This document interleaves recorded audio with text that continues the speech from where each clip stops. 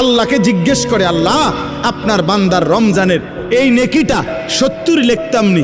আল্লাহ বান্দার দিকে তাকাইয়া যখন দেখে গুনাহ থেকে মুক্ত, আল্লাহর জিকিরে তার জিব্বা ভিজা, আল্লাহর মহব্বত তার কলিজার মধ্যে, সুন্নাত মোতাবেক তার জীবন, আল্লাহ তখন বলে না 70 না 700 লেখো, 700, 7,000 লেখো, 70,000 লেখো, 7 লক্ষ লেখো, 70 লক্ষ লেখো, 7 কোটি লেখো, 70 কোটি লেখো, 70,000 কোটি লেখো।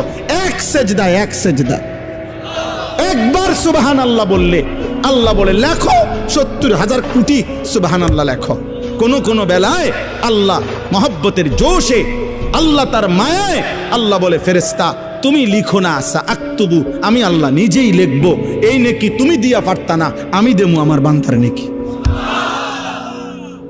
বলেন বাপ, বলেন।